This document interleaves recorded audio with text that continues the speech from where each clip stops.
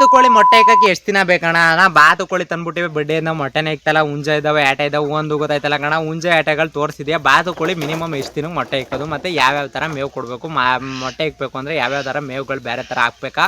But ಇದನ್ನೇ ಕೇಳ್ತಾಯಿದ್ರು. ಅಂತಂದರೆ ಇವಾಗ ನಾನು ಬಾತುಕೋಳಿಗಳು ತಂದು ಇನ್ನೇನು 5 ತಿಂಗಳು 4 ತಿಂಗಳು 4.5 ತಿಂಗಳು ಮೇಲೆ ಮೊಟ್ಟೆ ಇಕ್ಕಿದ್ದು, ಅಲ್ಲಿ ಗಂಟ ಮೊಟ್ಟೆ ಇಕ್ಕಿಲ್ಲ. ಅಂತಂದರೆ ನನಗೆ ಅನುಭವ ಆಗಿದ್ರೆ ಮಾತ್ರ ಹೇಳೋದು, ಅನುಭವ ಆಗಿಲ್ಲ ಅಂದರೆ ಯಾವುದೇ ಕಾರಣಕ್ಕೂ ನಾನು ಹೇಳೋಕ್ಕೆ ಹೋಗಲ್ಲ. ಬಾತುಕೋಳಿ ತಂದಾದಮೇಲೆ ನಮಗೆ ಇಕ್ಕಿರೋ ಮೊಟ್ಟೆಗಳು 4.5 ತಿಂಗಳಿಂದ 5 ತಿಂಗಳು ನಾನು ಹಾಕುವಂಥ ಮೇವುಗಳು ಎಲ್ಲ ಥರದ್ದು, ಅದರ ಪರಂಗಿಕಾಯಿ, ಕಲ್ಮಣ್ ರಾಗಿ, ಚೀಕ್ಲು ರಾಗಿ, ಎಲ್ಲ ಥರದ ಮೇವುಗಳನ್ನ ಹಾಕ್ತೀನಿ ನಾನು. ಅಂತಂದರೆ ನ್ಯಾಚುರಲಾಗಿ ಇದ್ದು ಅಂತ ಅನ್ನೋದಿಲ್ಲ. ನಮ್ದು ಏನಣ್ಣ ಗದ್ದೆ ಬೈಲು, ದೇವ್ರ ಮೇಲೆ ಒಂದು ಸಲ ಹಿಂಗೆ ಹೋಗಿದ್ದು ಹಿಂಗೆ ಬಂದರೆ ಗರಿಕೆ ಸಿಗ್ತದೆ, ಹಿಂಗೆ ಹೋಗಿದ್ದು ಹಿಂಗೆ ಬಂದರೆ ಸಿಂಹವು ಸಿಗ್ತದೆ, ಅಚ್ಚುಕಟ್ಟಾಗಿ ಎಲ್ಲ ಅಂತಂದು ಹಿಂಗೆ ಹಾಕ್ಬಿಟ್ರೆ ಇಲ್ಲಿ ಬಾತುಕೋಳಿ ತಿಂತಾನೆ ನೋಡ್ರಿ. ವೈಟ್ ಬಾತುಕೋಳಿ ಹೆಂಗೆ ತಿಂತಾ ಇದ್ದದ್ದು ಅಂದರೆ ಪ್ರತಿಯೊಂದು ನೀವೇ ನೋಡ್ಕೊತಾ ಇದ್ದೀರಲ್ಲಪ್ಪ. ನಾವೇನು ಎಕ್ಸ್ಪ್ಲೇನ್ ಮಾಡುವಂಥದ್ದು ಏನೂ ಇಲ್ಲ, ಜನಕ್ಕೆ ನೀಟಾಗಿ ನಿಯತ್ತಾಗಿ ವೀಡಿಯೋ ಮಾಡಿಬಿಟ್ರೆ ನೀವು ಫಾಲೋ ಮಾಡೋದು ಮಾಡ್ಕೊತೀರಾ, ನಿಮ್ಗೆ ಅದ್ರ ಬಗ್ಗೆ ಇನ್ಫಾರ್ಮೇಷನ್ನು ಸಿಗುತ್ತೆ, ಮತ್ತು ಅದ್ರ ಬಗ್ಗೆ ಅರ್ಥನೂ ಕೂಡ ಆಗುತ್ತೆ. ಈ ಥರದ್ರಲ್ಲಿ ನಿಮ್ಗೆ ಹೇಳ್ತಾ ಇರೋದು, ಬಾತುಕೋಳಿಗಳಿಗೆ ಮೇವೇ ನಾವು ಜಾಸ್ತಿ ಎಲ್ಲೂ ತರುವಂಥ ಅವಶ್ಯಕತೆ ಇಲ್ಲ. ಇಲ್ಲೇನೈತೆ ಅದನ್ನೇ ಹಾಕ್ತಾ ಇರೋದು, ಇಲ್ಲೇನೈತೆ ಏನು ಮೇಯ್ತಾ ಅಷ್ಟೇ ಹಾಕ್ತಾ ಇರೋದು ನಾನು. ಅಂತಂದರೆ ಅದಕ್ಕೇನೋ ಸಪ್ರೇಟ್ ಫೀಡು ಗೀಡು ನಾನು ಕೋಳಿಗಳಿಗೆ ಇಲ್ಲಿವರೆಗೂ ನಾವು ಫೀಡ್ ಹಾಕಲ್ಲ ಕನ್ನಡ. ಅಂತಂದರೆ ಮರಿಗಳಿಗೆ ಒಂದಕ್ಕೆ ಫೀಡ್ ಹಾಕೋದು. ಇನ್ನು ಬಾತುಕೋಳಿಗಾಗಲಿ, ಕೋಳಿಗಳಿಗಾಗಲಿ, ಬೆಂಕಿ ಕೋಳಿಗಾಗಲಿ, ಟರ್ಕಿ ಕೋಳಿಗಾಗಲಿ ಯಾವುದೇ ರೀತಿ ನಾನು ಫೀಡ್ ಹಾಕಲ್ಲ. ಯಾಕೆ ಹಾಕಲ್ಲ ಅಂತಂದರೆ ಇದೇ ನ್ಯಾಚುರಲಾಗಿ ಸಾಕಬೇಕು, ನ್ಯಾಚುರಲಾಗಿ ಸಾಕ್ತಾ ಇರೋದು. ರಾಗಿ ಒಂದು ಬಿಟ್ರೆ ಜಾಸ್ತಿ ನಾನು ಇನ್ನೇನು ಕೋಳಿಗಳು ಕೊಡೋದಿಲ್ಲ. ಕಲ್ಮಣ್ ರಾಗಿ ಅಂತ ಬರುತ್ತೆ, ಮಿಲ್ಲಲ್ಲಿ 5 ರೂಪಾಯಿ 10 ರೂಪಾಯಿ ತಗೋತಾರೆ, ಅಚ್ಚುಕಟ್ಟಾಗಿ ತಂದು ಸುರಿತೀನಿ. ಅಷ್ಟು ಬಿಟ್ರೆ ಯಾವ ಕೆಲಸನೂ ನಾನು ಜಾಸ್ತಿ ಹಾಕೋದಿಲ್ಲ ಕೋಳಿಗಳಿಗೆ. ಪ್ಯೂರ್ ನಾಟಿ ಅಂದರೆ ಪ್ಯೂರ್ ನಾಟಿ ಕೋಳಿಗಳನ್ನ ನೀವು ತಿಳ್ಕೊಳ್ಳೋದು ಹೆಂಗಪ್ಪ ಅಂತಂದರೆ, ಈಗ ನೀವು ಫಾರಮ್ಗಳಿಗೆ ಹೋಗಿರ್ತೀರಿ, ಮರಿಗಳಿಗೆ ತರಬೇಕು ಅಥವಾ ಮರಿಗಳು ಬುಕ್ ಮಾಡಬೇಕು, ಮತ್ತು ಮರಿಗಳು ತಗೋಬೇಕು. ಈ ಕಳ್ಳನ ಮಕ್ಕಳು ಕೆಲವರು ಹೆಂಗಪ್ಪ ಅಂತಂದರೆ ಯಾಮಾರಿಸಿ ಪ್ಯೂರ್ ನಾಟಿ ಇದನ್ನೇ ತಿರ್ಸ್ಬಿಟ್ಟವ್ರೆ. ಅಂತಂದರೆ ಎಲ್ಲೋ ಮರಿ ತರಿಸೋದು, ಎಲ್ಲೋ ಕೋಳಿಗಳು ಸಾಕೋದು, ಎಲ್ಲೋ ಏನೇನೋ ಮಾಡ್ಬಿಡೋದು.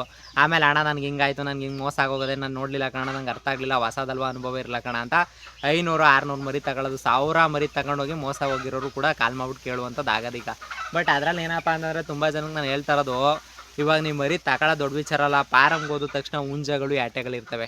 ನಿಮಗೆ ಬರೀ ಒಂದು ಹುಂಜನ್ ತೋರಿಸ್ಬಿಡ್ತೀನಿ ನೋಡ್ರಿ, ಇಲ್ಲಿ ಕಾಣಿಸ್ತಾ ಅದು ಅಪ್ಪಟ ಪ್ಯೂರ್ ನಾಟಿ ಹುಂಜನಲ್ಲೇ ಪ್ಯೂರ್ ನಾಟಿ ಕಂಡಿಡ್ಕೊಬಿಡ್ಬೋದು. ಅಂದರೆ ಅವ್ರು ಫಾರಮ್ ವಿಸಿಟ್ ಮಾಡೋ ತಕ್ಷಣ ಇಲ್ಲೊಂದು ಹುಂಜ ಹಾಕಿರ್ತೀನಿ ನೋಡ್ರಿ, ಈ ಹುಂಜಕ್ಕೆ ಕಾಲು ಹತ್ರ ಗೊರ್ಸು ಇಷ್ಟುದ್ದ ಗೊರ್ಸೋದೆ ನೋಡ್ರಿ ಸೈಡಲ್ಲಿ. ಆ ಗೊರ್ಸು ಬೇರೆ ಕೋಳಿಗಳಿಗೆ ಇರೋದಿಲ್ಲ. ಆಮೇಲೆ ಕಾಮನ ಬಿಲ್ಲುನ ಬಣ್ಣ ಹೆಂಗೆ ಹೊಳಿತದೋ ಹುಂಜನ ರೆಕ್ಕೆ ಹಂಗೆ ಹೊಳಿತದೆ.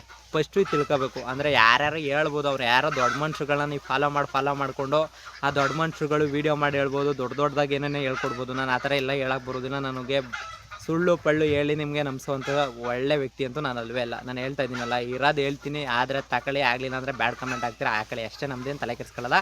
ಬಟ್ ಅದರಲ್ಲಿ ಏನಪ್ಪ ಅಂತಂದರೆ ಕಾಲು, ಬಾಲ, ರೆಕ್ಕೆ ಇಷ್ಟರಲ್ಲೇ ಗೊತ್ತಾಗೋಯ್ತು. ಅಂತಂದರೆ ಹಿಂದೆ ಕಡೆ ಬಾಲ ಅಂತಂದರೆ ರೆಕ್ಕೆ ಹಿಂಗಾರು ಇರ್ತದೆ ನೋಡ್ರಿ, ಅದನ್ನೇ ಬಾಲ ಅಂತೀವಿ ನಾಟಿ ಕೋಳಿಗೆ. ಆ ಕಾಲಲ್ಲಿ ಗೊರ್ಸು ಅಂತ ಅಂತೀವಿ, ಇಷ್ಟುದ್ದ ಗೊರ್ಸ್ಕೊತದೆ, ಅಲ್ಲಿ ಕಾಣಿಸ್ತದೆ ನೋಡ್ರಿ. ಆ ಗೊರ್ಸು, ಆಮೇಲೆ ಕಾಲು, ಆಮೇಲೆ ರೆಕ್ಕೆ ಇಷ್ಟರಲ್ಲೇ ಗೊತ್ತಾಗೋಯ್ತದೆ. ಹಿಂದೆಗಡೆ ರೆಕ್ಕೆಯಲ್ಲಿ ಕಾಮನ ಬಿಲ್ ಬಣ್ಣ ಹೊಳ್ದಂಗೆ ಯಾವಾಗಲೂ ಹೊಳಿತಾ ಇರ್ತದೆ. ನಾಟಿ ಕೋಳಿ ಫಾರಮ್ಗೆ ಹೋದರೆ ಸಾಕು, ಕೋಳಿ ಫಾರಮಲ್ಲಿ ಸ್ಮೆಲ್ ಬರೋಲ್ಲ. ಅಂದರೆ ಪ್ಯೂರ್ ನಾಟಿ ಕೋಳಿಗಳೆಲ್ಲ ಸ್ಮೆಲ್ ಬರೋಲ್ಲ. ಯಾಕಂದರೆ ಓಪನ್ ಬೈಲಲ್ಲಿ ಬಿಡೋರ ಹತ್ರ ಯಾವುದೇ ಕಾರಣಕ್ಕೂ ಸ್ಮೆಲ್ ಬರೋಲ್ಲ. ಆಮೇಲೆ ರೆಕ್ಕೆಗಳಲ್ಲಿ ಪ್ಯೂರ್ ನಾಟಿಗಳು ಕಂಪ್ಲೀಟಾಗಿ ಗೊತ್ತಾಯ್ತದೆ. ಎಲ್ಲ ಕೋಳಿಗಳ ರೆಕ್ಕೆನೂ ಹೊಳಿಯಲ್ಲ. ಹಿಂಗೆ ಪ್ಯೂರ್ ನಾಟಿ ಕೋಳಿ ರೆಕ್ಕೆ ಮಾತ್ರ ಹೊಳಿಯೋದು. ಅಷ್ಟು ಬಿಟ್ರೆ ಇನ್ನು ಯಾವುದ್ರಲ್ಲೂ ನೀವು ಪ್ಯೂರ್ ನಾಟಿಗಳನ್ನ ಕಂಡುಹಿಡಿತೀನಿ ಅಂದರೆ ರೆಕ್ಕೆ, ಕಾಲು, ಬುಡ ಎಲ್ಲದರಲ್ಲೂ ಕಂಡುಹಿಡಿಬೋದು. ನೀವು ಯಾವ್ದ್ರಲ್ಲಿ ಕಂಡುಹಿಡಿತೀರಾ ಕಮೆಂಟ್ ಮಾಡ್ಕೊಳ್ಳಿ. ಒಬ್ಬ ಅಣ್ಣ ಕಮೆಂಟ್ ಮಾಡೋರೆ, ಅಣ್ಣ ಬಾತುಕೋಳಿಗಳಿಗೆ ಬೆಂಕಿ ಕೋಳಿಗಳಿಗೆ ಏನು ಮೇವು ಅಂತಂದರೆ ಮೇವು ಏನೇನು ಹಾಕ್ತೀರಾ, ಮತ್ತು ಅದಕ್ಕೆ ಮೇವು ಏನೇನು ಬೇಕು ಅಂದರೆ, ಈಗ ನಾಟಿ ಕೋಳಿಗೆ ಎಲ್ಲ ತಾವು ಮೇಯ್ಕೊಂಬಂದವ, ಇಲ್ಲ ಅವಕ್ಕೆ ಏನಾರ ಸಪ್ರೇಟ್ ಹಾಕ್ಬೇಕಣ್ಣ ಅಂತ ಕೇಳ್ತಾಯಿದ್ರಿ. ಇಲ್ಲಿ ನೋಡೋಣ ಕಳ್ಳನ ಮಗ ನಾವು ಬಡ್ಡಿ ಮಗ ನಾವು ಹೆಂಗೆ ತಿಂತಾ ಇದ್ದಾವೆ ಅಂತ. ಅಂತಂದರೆ ಸೀಮವು ಚಿಗುರು ಹಾಕಿರೋದು ಹೆಂಗೆ ಎತ್ಕ ತಿಂತಾ ಇದ್ದಾವೆ ಅಂತ. ಅಂತಂದರೆ ನೀನು ಎಲ್ಲ ಥರದ್ದು ಮೇವು ಹಾಕ್ಬೋದು. ಅಂದರೆ ಬೆಂಕಿ ಕೋಳಿಗೂ ಬಾತುಕೋಳಿಗೂ ಏನು ವ್ಯತ್ಯಾಸ ಇಲ್ಲ. ಟರ್ಕಿ ಕೋಳಿಗೂ ಕೂಡ ನೀವೆಲ್ಲ ಥರದ್ದು ಮೇವು ಹಾಕ್ಬೋದು. ಇದೇ ಮೇವು ಅದೇ ಮೇವು ಅಂತೇನೂ ಇಲ್ಲ. ಅಚ್ಚುಕಟ್ಟಾಗಿ ಚಿಗುರು ಮೇವು, ಕಲ್ಮಣ್ ರಾಗಿ, ನಿಮ್ಮ ಹತ್ರ ಕೋಳಿಗಳಿಗೆ ಏನೇನು ಹಾಕ್ತೀರಾ ಅದೆಲ್ಲ ಹಾಕ್ಬೋದು. ಮತ್ತು ಕೋಳಿಗಳ ಜೊತೆ ಈಸಿಯಾಗಿ ಹೊಂದ್ಕೊತವೆ. ಹೊಂದ್ಕೊಳ್ಳೋಕೆ ಒಂದಷ್ಟು ಸಲ ಟೈಮ್ ತಗೋತವೆ. ಅಂದರೆ ಈಗ ಸ್ಟಾರ್ಟಿಂಗ್ ಹೊಸದ್ರಲ್ಲಿ ಏನಪ್ಪ ಅಂದರೆ ಕೋಳಿಗಳೇ ಕಚ್ಬಿಡೋದು, ಕೋಳಿಗಳೇ ಇದು ಮಾಡ್ಬಿಡೋದು, ಈ ಥರದ್ದೆಲ್ಲ ಮಾಡ್ತಾ ಇರ್ತವೆ. ಹಂಗೆ ಹೊಂದ್ಕೊಂತ ಹೋಯ್ತಾ ಇದ್ರೆ ಕೋಳಿಗಳು ಹೊಂದ್ಕೊಂತವೆ, ಮತ್ತು ಬೆಂಕಿ ಕೋಳಿಗಳು ಹೊಂದ್ಕೊಂತವೆ, ಬಾತು ಕೋಳಿಗಳು ಹೊಂದ್ಕೊಂತವೆ, ಎಲ್ಲ ಕೋಳಿಗಳು ಹೊಂದ್ಕೊಂತವೆ.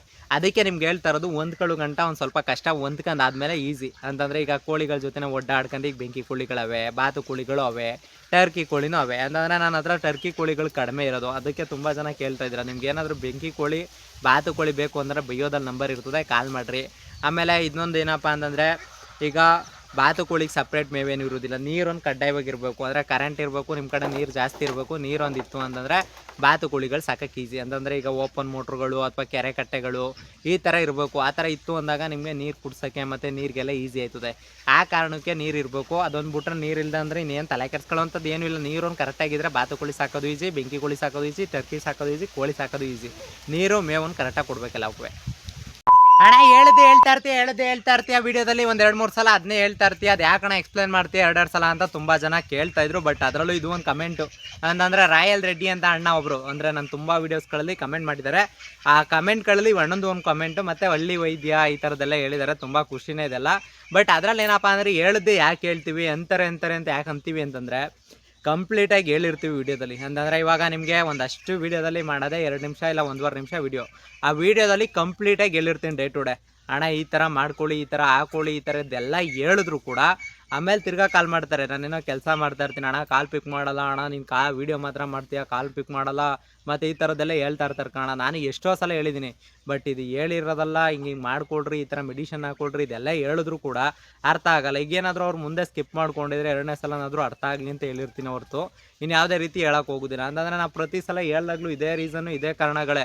ಅಂತಂದ್ರೆ ಪ್ರತಿ ಸಲ ವೀಡಿಯೋ ಮಾಡಿ ಹಾಕ್ಬಿಡ್ತೀವ, ಹಾಕಾದ್ಮೇಲೆ ತಿರ್ಗಾ ಕಾಲ್ ಮಾಡಿರ್ತಾರೆ, ಅಣ್ಣ ಅದು ಅರ್ಥ ಆಗಲಿಲ್ಲ, ಅಣ್ಣ ಇದು ವೀಡಿಯೋದಲ್ಲಿ ಅರ್ಥ ಆಗಿಲ್ಲ, ಅಣ್ಣ ಹೇಳಿದಿರಿ ಬಟ್ ಅದು ಇಷ್ಟ ಅದರಲ್ಲಿ ಏನೋ ಒಂದು ಸ್ವಲ್ಪ ಅದರಲ್ಲಿ ಅರ್ಥ ಆಗಲಿಲ್ಲ ಅಣ್ಣ, ಇನ್ನೊಂದ್ಸಲ ಹೇಳ್ಬೋಣ, ಏನು ಹೊಡಿಬೇಕು ಏನು ಬಿಡಬೇಕು, ಯಾವುದಾದ್ರೂ ಮೆಡಿಷನ್ ಬಗ್ಗೆ ಹೇಳಿದ್ರು ಅಷ್ಟೇ, ಒಂದು ಏನಾದರೂ ಹೇಳಿದ್ರು ಅಷ್ಟೇ. ಪ್ರತಿಯೊಬ್ಬರು ಕಂಪ್ಲೀಟಾಗಿ ವೀಡಿಯೋ ನೋಡಿಲ್ಲ ಅಂದಾಗ ಅದ್ರ ಬಗ್ಗೆ ಅರ್ಥ ಆಗಲ್ಲ. ಅರ್ಥ ಆಗದೇ ಇದ್ದಾಗ ಈ ಥರ ಕಾಲ್ ಮಾಡ್ಬಿಟ್ಟು ಆ ಥರ ಈ ಥರ ಅಂತ ಹೇಳೋದು, ಮತ್ತು ಈ ಥರದ್ದೊಂದಷ್ಟು ಹೇಳಾಗ ನಾವು 2 ಸಲ ಹೇಳಿರ್ತೀವಿ ವೀಡಿಯೋದಲ್ಲಿ, ಅರ್ಥ ಮಾಡ್ಕೊಳ್ರಿ, ಈ ಥರ ಮಾಡ್ಕೊಳ್ರಿ, ಈ ಥರ ಮೆಡಿಷನ್ ಹಾಕ್ಕೊಳ್ರಿ, ಈ ಥರ ಔಷಧಿ ಹಾಕ್ಕೊಳ್ರಿ ಅಂತ. ಆವಾಗಲಾದರೂ ಅರ್ಥ ಆಗಲಿ ಅಂತ ಹೊರತು ಇನ್ನು ಯಾವುದೇ ರೀತಿ ವೀಡಿಯೋದಲ್ಲಿ ಹೇಳೋಕ್ಕೆ ಹೋಗೋದಿಲ್ಲ ಕನ್ನಡ. ಒಬ್ರು ಅಕ್ಕ ಕಮೆಂಟ್ ಮಾಡಿದ್ದಾರೆ. ಅಕ್ಕನ ಹೆಸರು ಬಂದು ಲಲಿತಾ ಅಂತ. ಲಲಿತಾ ಅಕ್ಕಂಗೆ ಏನು ಕೇಳಿದ್ದಾರೆ ಅಂತಂದರೆ, ಅಣ್ಣ ಈಗ ನಮ್ಮದು ಬೈಲರ್ ಕೋಳಿ ಐತೆ, ಮತ್ತು ಅದಕ್ಕೆ ಮೆಡಿಷನ್ ಹಾಕಬೇಕು, ಮತ್ತು ಅದಕ್ಕೆ ಏನಾದರೂ ನ್ಯಾಚುರಲಾಗಿ ಫುಡ್ ಆಗಲಿ ಮೆಡಿಷನ್ ಆಗಲಿ ಕೊಡಬೇಕು ಅಂತಿದ್ದೀವಿ. ಅದ್ರ ಬಗ್ಗೆ ಏನಾದರೂ ಗೊತ್ತಿದ್ರೆ ಒಂದು ಸ್ವಲ್ಪ ಮಾಹಿತಿ ಕೊಡೋಣ, ನಂಗೆ ಒಂದು ಸ್ವಲ್ಪ ಉಪಯೋಗ ಆಗುತ್ತೆ ಅಂತ ಇವರು ಕಮೆಂಟ್ ಮಾಡಿದ್ದಾರೆ.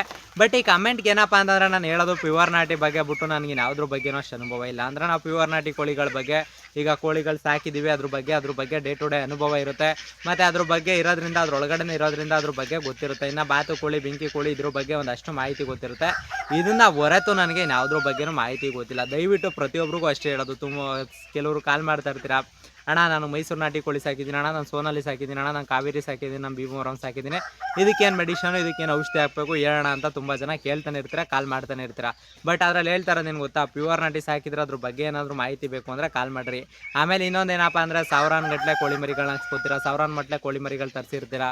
ನಿಮಗೆ ಆ ಔಷಧಿ ಈ ಔಷಧಿ ಅಣ್ಣ ಅಲ್ಲಿ ಅವ್ರು ಹೇಳಿದ್ದಾರೆ ಇವ್ರು ಹೇಳಿದ್ದಾರೆ ಅಂತೆಲ್ಲ ಹೇಳ್ತಾ ಇರ್ತೀರಾ. ನೀವು ತಗೊಂಡವ್ರು ಹೇಳಿದ್ಮೇಲೆ ಮುಗ್ದೋಯ್ತು, ನಾವೇನು ಹೇಳೋಕ್ಕಾಗಲ್ಲ ಅದ್ರ ಬಗ್ಗೆ. ಅಂತಂದ್ರೆ ಅದ್ರಲ್ಲಿ ಕ್ರಾಸಾರು ಇರ್ಬೋದು, ನೀವು ವ್ಯೂವರಾರು ಇರ್ಬೋದು, 1000 ಕೋಳಿಗಳು ಅಂತ ಹೇಳ್ತೀರಾ. ನೀವು 1000 ಕೋಳಿಗಳಿಗೆ ನಮ್ಮ ಹತ್ರ ಮೆಡಿಷನ್ ಕೇಳಿದಾಗ ಅದ್ರ ಬಗ್ಗೆ ನಮಗೆ ಗೊತ್ತಿಲ್ಲ. ಈಗ ನಾನೇ ಹೇಳ್ಬಿಡ್ತೀನಿ, ನನ್ನ ಹತ್ರ ಇರೋ ಒಂದು 150-200 ಕೋಳಿಗಳು, ಅದ್ರ ಮೂಮೆಂಟ್ಸ್ ಗೊತ್ತು, ಅದ್ರ ಬಗ್ಗೆ ಈಗ ಕುಣಿಸ್ದಾಗ ಒಂದು 300-400 ಮರಿ ಮಾರ್ಕೋಬೋದು. ಇಷ್ಟು ಬಿಟ್ಕೊಂಡ್ರೆ ನನಗೆ ಅದ್ರ ಬಿಟ್ಟು ಇನ್ಯಾವುದೂ ಮಾಹಿತಿ ಗೊತ್ತಿಲ್ಲ. ಅದು ಗೊತ್ತಿದ್ರೆ ನಾನು ಹೇಳ್ತೀನಿ, ಅದ್ರ ಬಗ್ಗೆ ಗೊತ್ತಿಲ್ಲದೆ ಇರೋ ಕಾರಣಕ್ಕೆ ನಾನೇನು ಹೇಳೋಕ್ಕಾಗಲ್ಲ. ಅದ್ರ ಬಗ್ಗೆ ಇದನ್ನೇ ಹೇಳೋಕ್ಕೆ ಇಷ್ಟಪಡ್ತೀನಿ ಅಷ್ಟೇ ನಿಮಗೆ. ಅಂತಂದರೆ ಈ ಥರ ನಿಮಗೆ ಅದ್ರ ಬಗ್ಗೆ ಗೊತ್ತಿದ್ರೆ ಮಾತ್ರ ಹೇಳೋಕ್ಕೆ, ಎಕ್ಸ್ಪ್ಲೈನ್ ಮಾಡೋಕ್ಕೂ ನಮಗೂ ಈಸಿ ಆಗುತ್ತೆ. ಮತ್ತು ಅದ್ರ ಬಗ್ಗೆ ತಿಳ್ಕೊಂಡು ಮಾತಾಡಬೇಕು, ಸುಮ್ಮನೆ ತಿಳ್ಕೊಳ್ದಂತೆ ಎಲ್ಲ ಮಾತಾಡೋಕ್ಕೆ ಹೋಗೋಕ್ಕಾಗಲ್ಲ. ಆದ್ದರಿಂದ ದಯವಿಟ್ಟು ಸಾರಿ ಅಕ್ಕ, ಅದ್ರ ಬಗ್ಗೆ ನಮಗೆ ಗೊತ್ತಿಲ್ಲ.